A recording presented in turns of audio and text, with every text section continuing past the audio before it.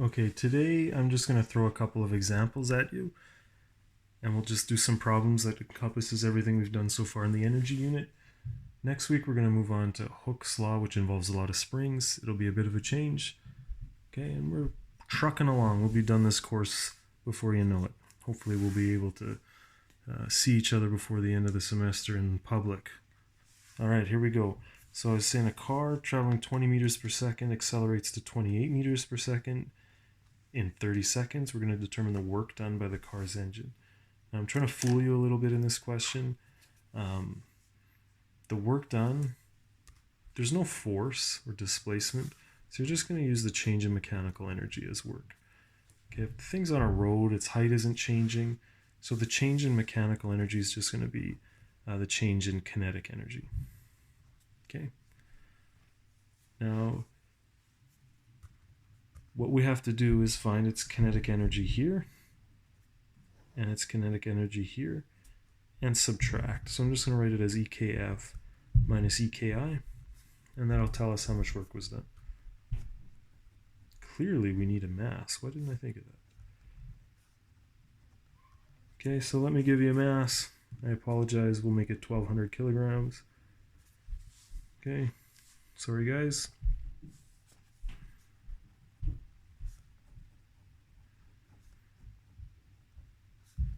So I'm just setting this up and we'll get our answer pretty quick.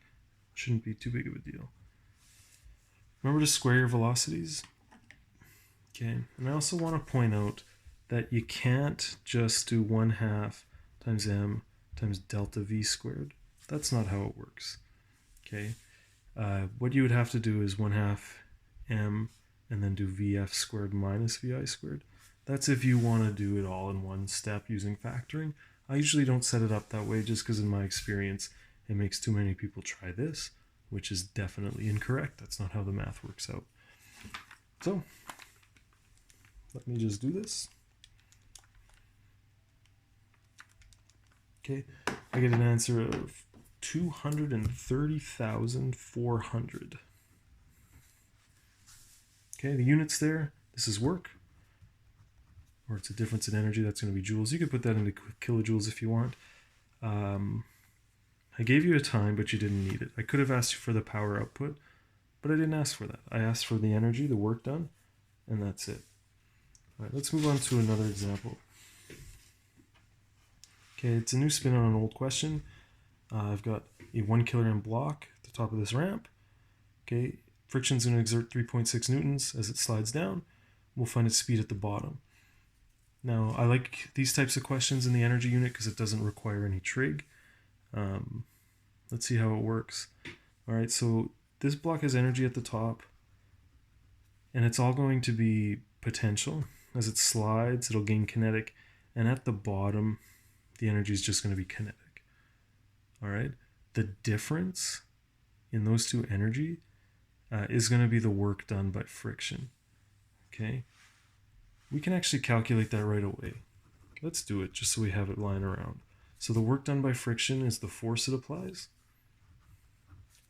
over the distance that it applies that force. Friction is along the surface, so it's going to be this 5 meters. Okay, my pen was really inky there. That is a 5.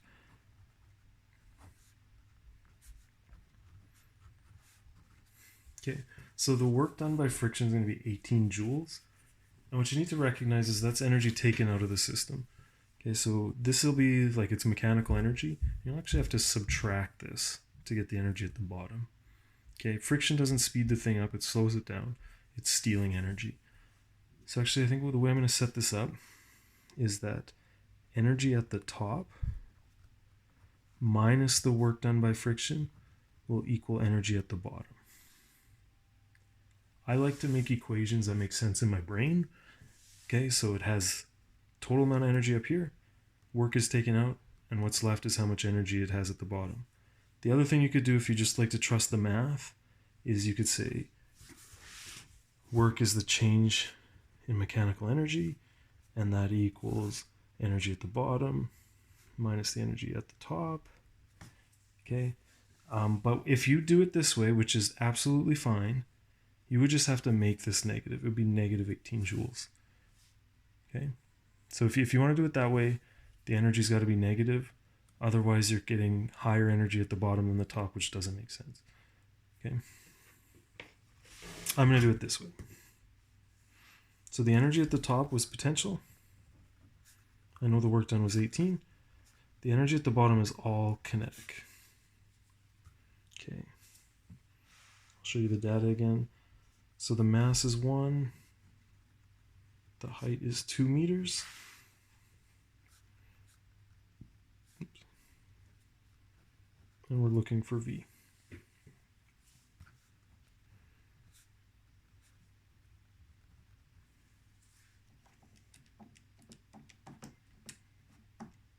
Okay, so when I did MGH minus 18, I was left with 1.62. Multiply that by 2.